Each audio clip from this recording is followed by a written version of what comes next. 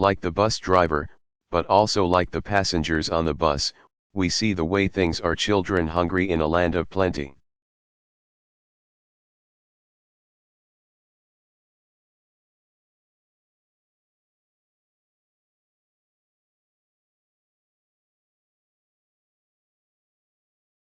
Entire neighborhoods ravaged by violence, families hobbled by job loss or illness, and we make excuses for inaction.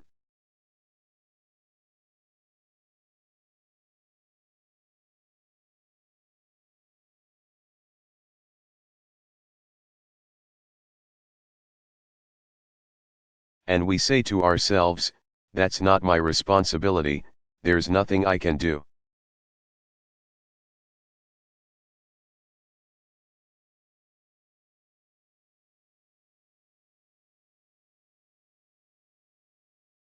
Rosa Parks tell us there's always something we can do.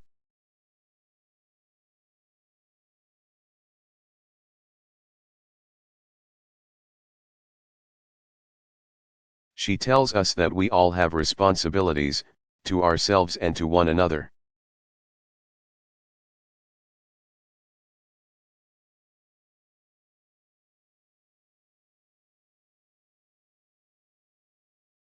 She reminds us that this is how change happens, not mainly through the exploits of the famous and the powerful.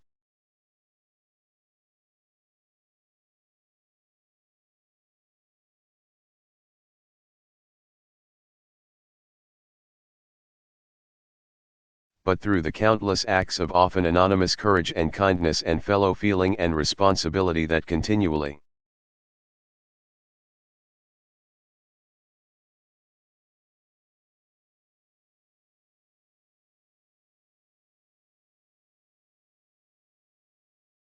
stubbornly expand our conception of justice, our conception of what is possible.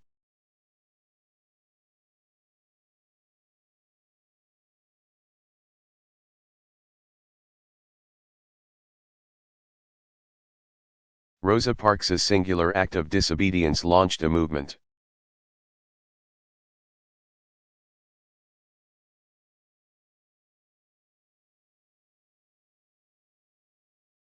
The tired feet of those who walked the dusty roads of Montgomery.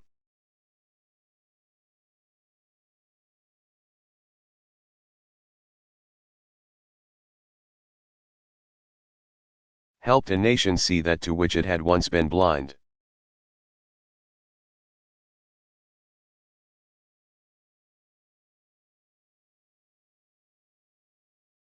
It is because of these men and women that I stand here today.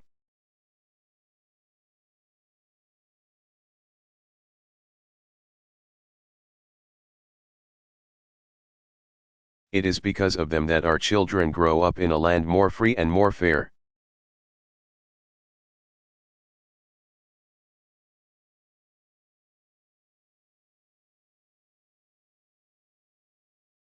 A land truer to its founding creed.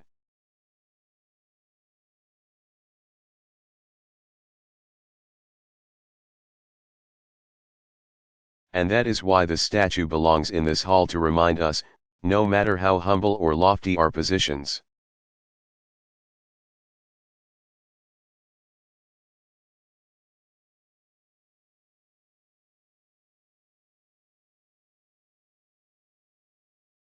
Just what it is that leadership requires, just what it is that citizenship requires.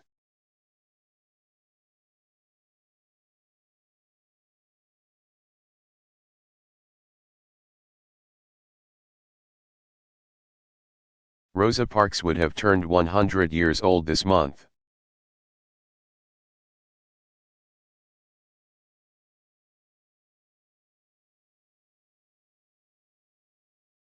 We do well by placing a statue of her here.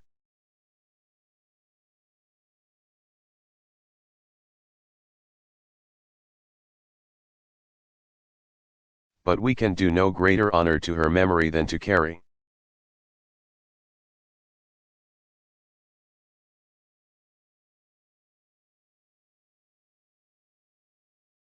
forward the power of her principle and a courage born of conviction.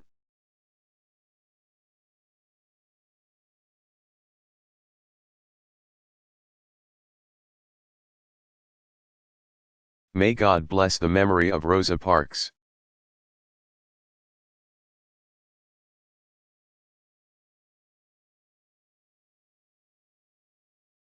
And may God bless these United States of America.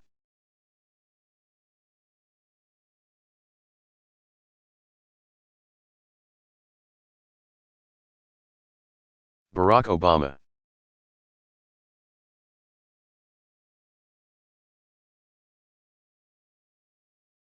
Senate floor speech honoring the life of Rosa Parks.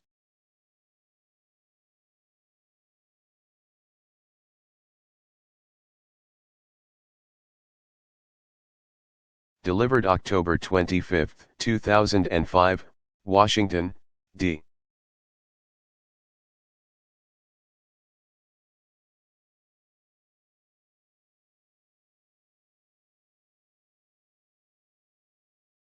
C.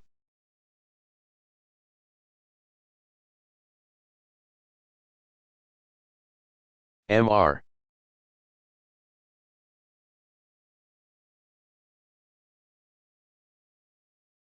President, today the nation mourns a genuine American hero.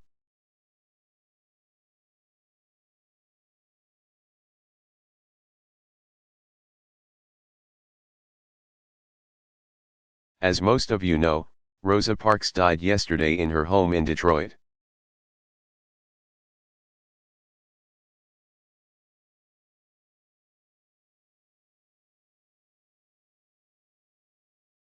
Through her courage, and by her example,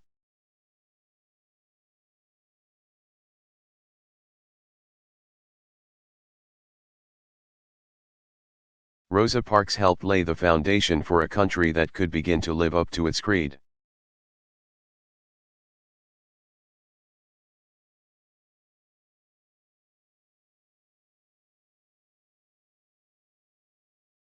Her life and her brave actions reminded each and every one of us of our personal responsibilities.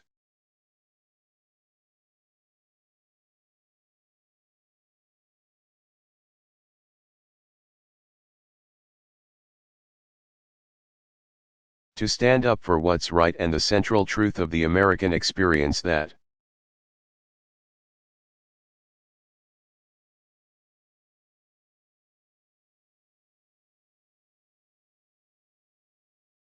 our greatness as a nation derives from seemingly ordinary people doing extraordinary things.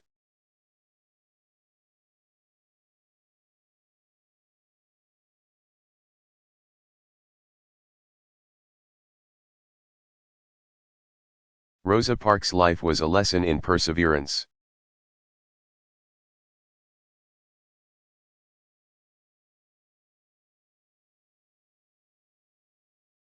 As a child, she grew up listening to the Ku Klux Klan ride by her house.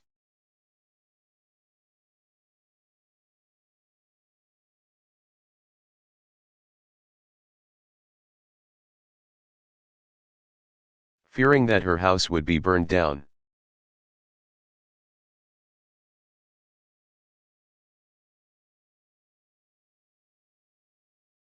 In her small hometown in Alabama,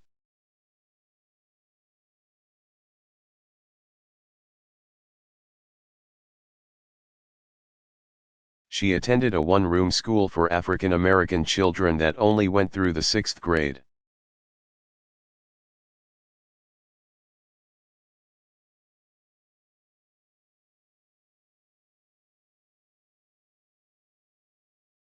When she moved to Montgomery, Alabama, to continue her schooling,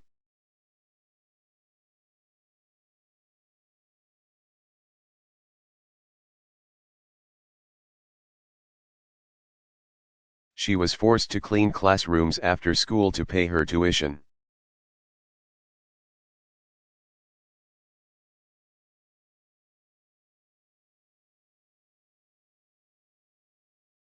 Although she attended Alabama State Teachers College,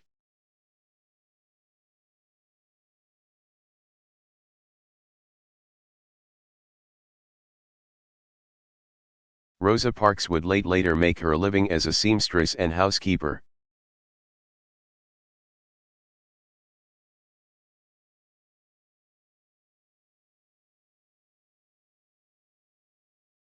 but she didn't accept that her opportunities were limited to sewing clothes or cleaning houses.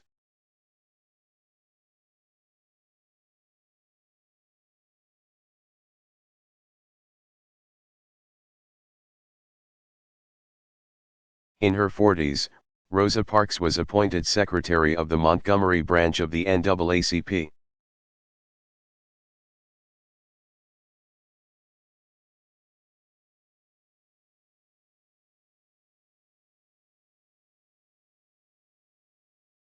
And was active in voter registration drives with the Montgomery Voters League.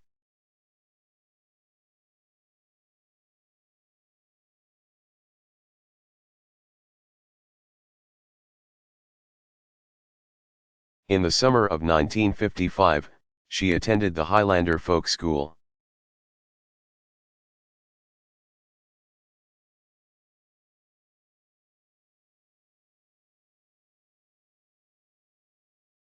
Where she took classes in workers' rights and racial equality.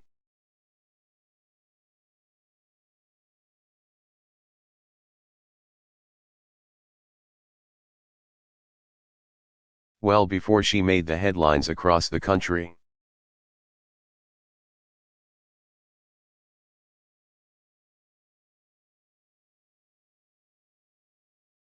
She was a highly respected member of the Montgomery community and a committed member of the civil rights effort.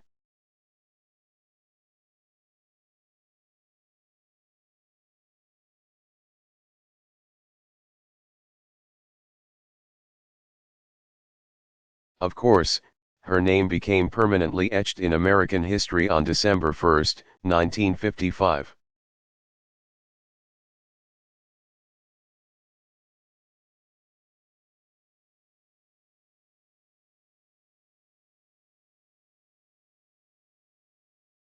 When she was arrested for refusing to give up her seat to a white passenger on a Montgomery bus.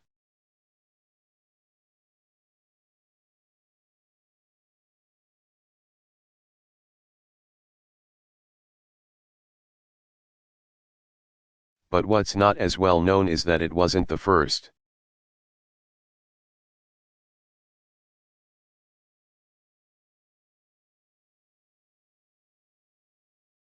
Time Rosa Parks refused to acquiesce to the Jim Crow system.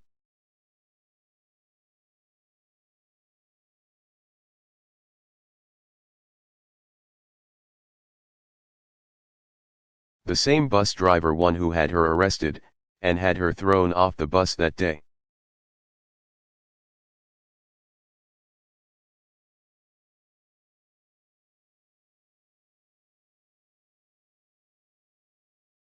Had done the same the year before when Rosa Parks refused to give up her seat. Point 2.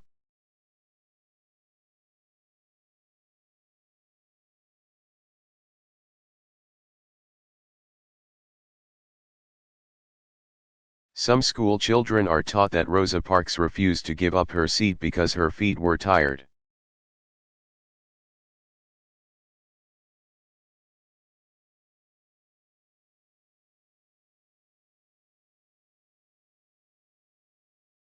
But our nation's school books are only getting it half right. Ms. Parks once said.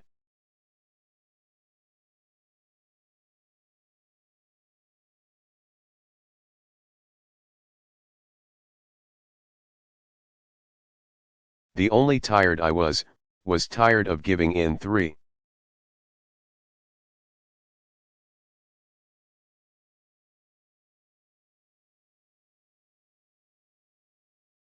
This solitary act of civil disobedience became a call to action.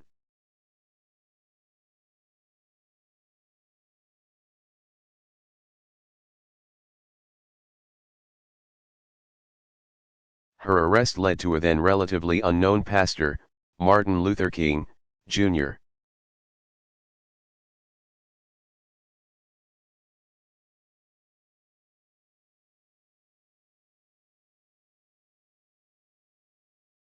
to organize a bus boycott for the entire Montgomery bus system.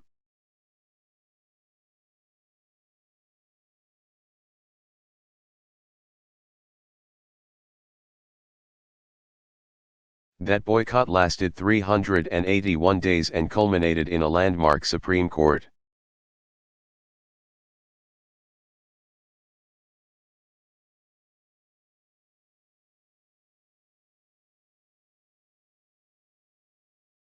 Decision finding that the city's segregation policies were unconstitutional.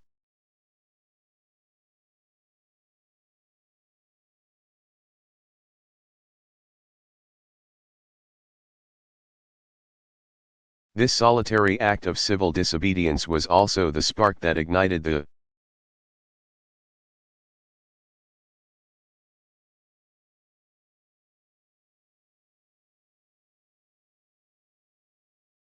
beginning of the end for segregation and inspired millions around the country and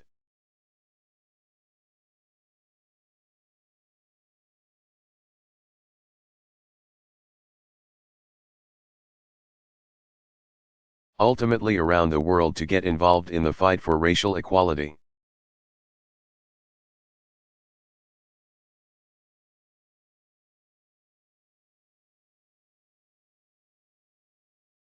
Rosa Parks' persistence and determination did not end that day in Montgomery.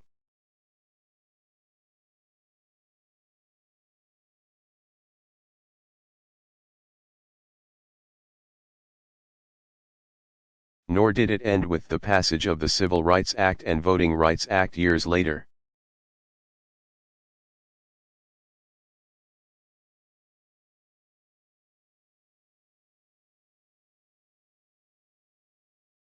She stayed active in the NAACP and other civil rights groups for years. From 1965 to 1988.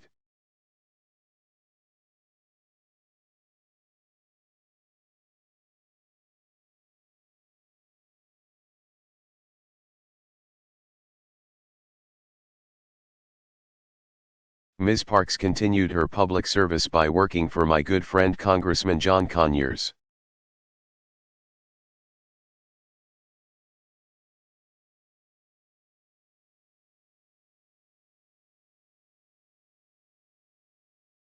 And in an example of her low-key demeanor, her job in Congressman Conyers' office did not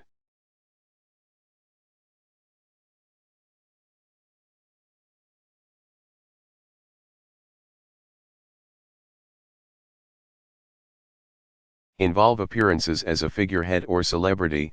She helped homeless folks find housing.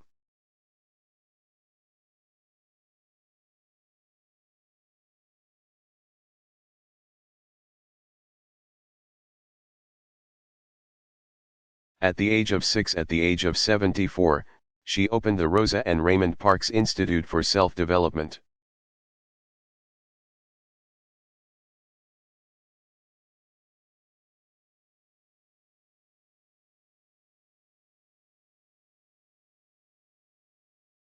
Which offers education and job training programs for disadvantaged youth.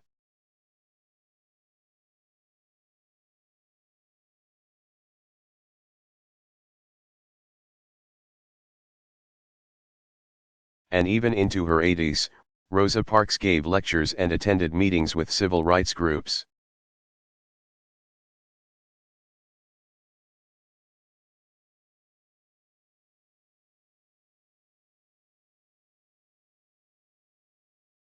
At the age of 86, Rosa Parks' courage and fortitude was recognized by President Bill Clinton.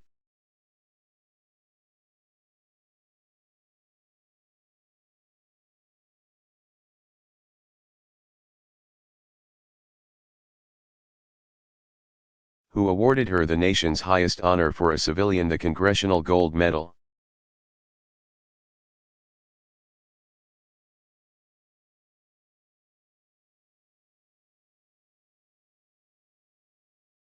As we honor the life of Rosa Parks, we should not limit our commemoration to lofty eulogies.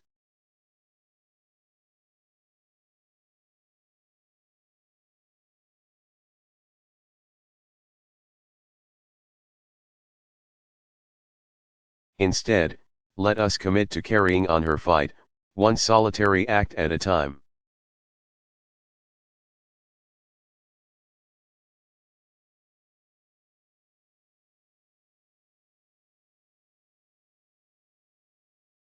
and ensure that her passion continues to inspire as it did a half-century ago.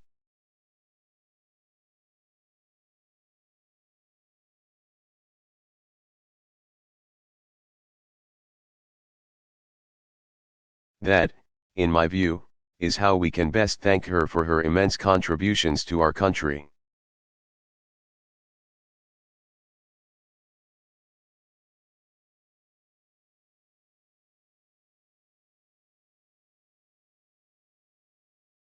In closing, Mr.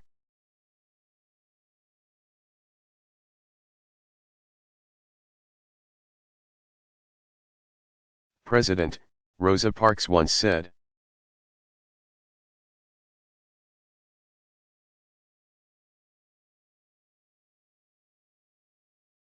As long as there is unemployment, war, crime, and all the things that go to the infliction of man's inhumanity to man.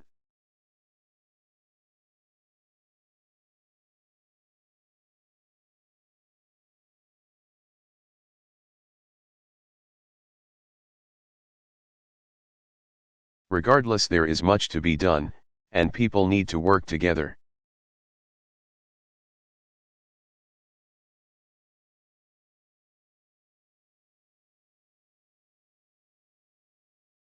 Now that she's passed, it's up to us to make sure that her message is shared.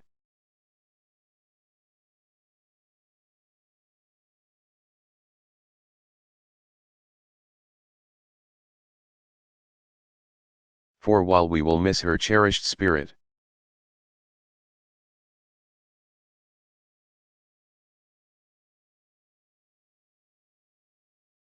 let's make sure to ensure that her legacy lives on in the heart of the nation.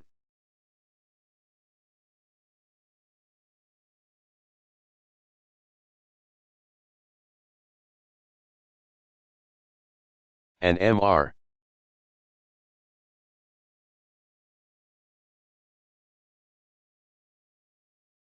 President, as a personal note, I think it is fair to say that were it not for that quiet moment of courage by Ms.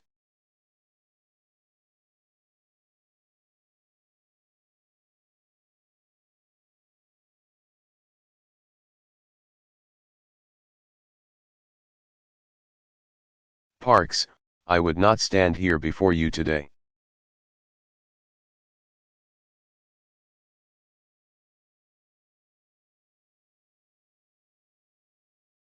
I owe her great thanks, as does the nation. She will be sorely missed.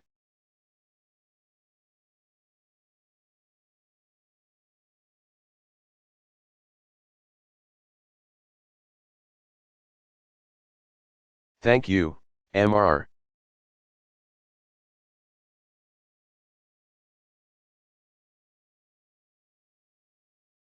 President. I yield the floor.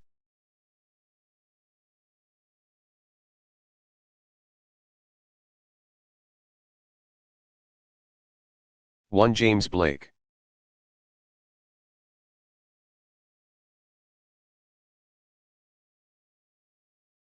2 Reference error either by chronology or person.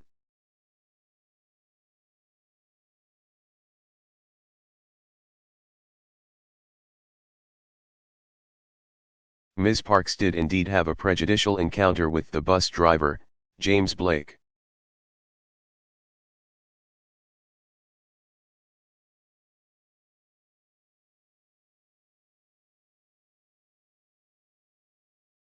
But it occurred some 12 years earlier.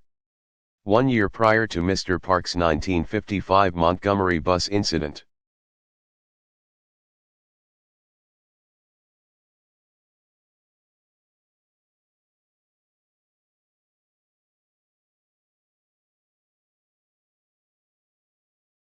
Claudette Cloven became the first African American woman arrested for violating Montgomery's bus segregation law.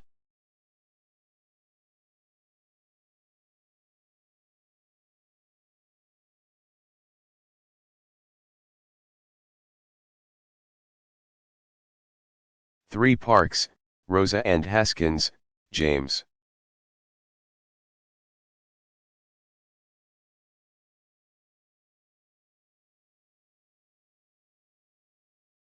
1992, Rosa Parks, My Story. New York, Dial Books. Via https://blog.ook.com/2010/12/Rosa Parks/.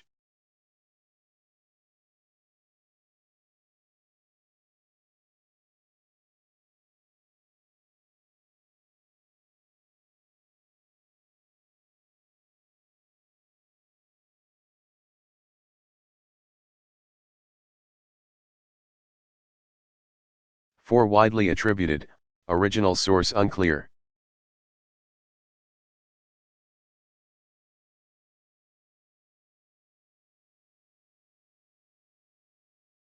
Barack Obama.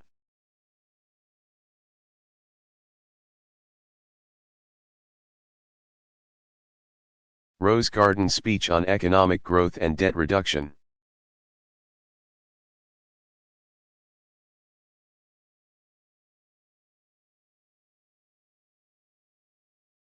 Delivered September 19, 2011, White House, Washington, D.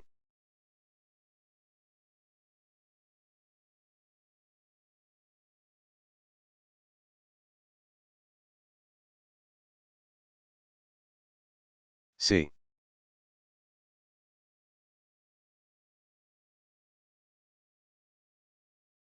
Good morning, everybody.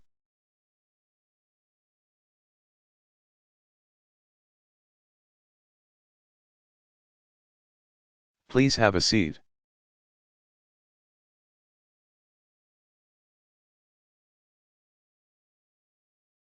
A week ago today, I sent Congress the American Jobs Act.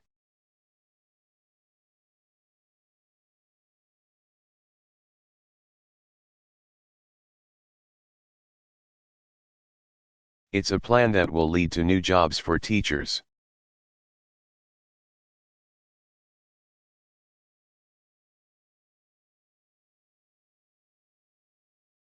for construction workers, for veterans, and for the unemployed.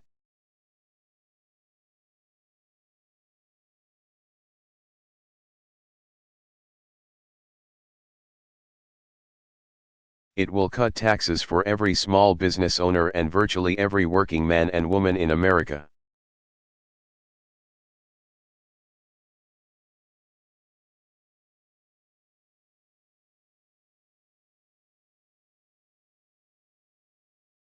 And the proposals in this jobs bill are the kinds that have been supported by Democrats.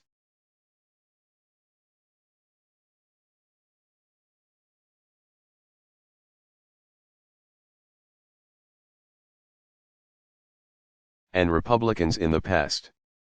So there shouldn't be any reason for Congress to drag its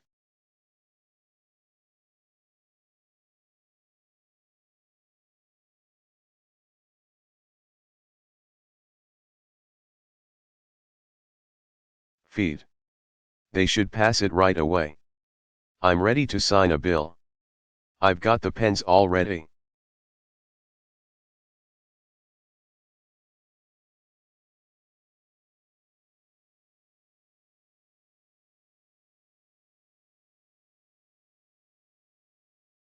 Now, as I said before, Congress should pass this bill knowing that every proposal is fully paid for.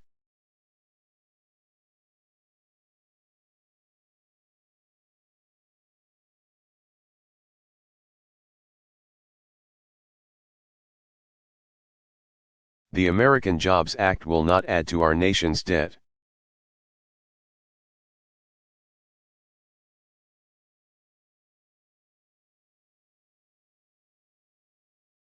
And today, I'm releasing a plan that details how to pay.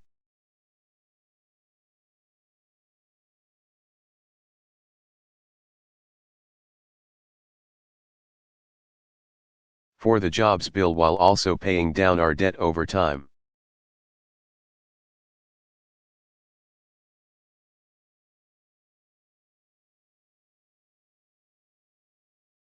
And this is important, because the health of our economy depends in part on what we do right now to create the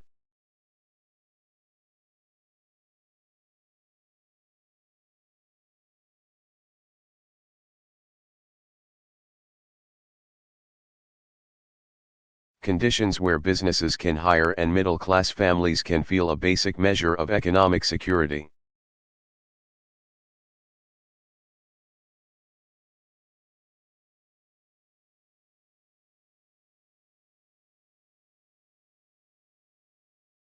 But in the long run, our prosperity also depends on our ability to pay down the massive debt we've accumulated.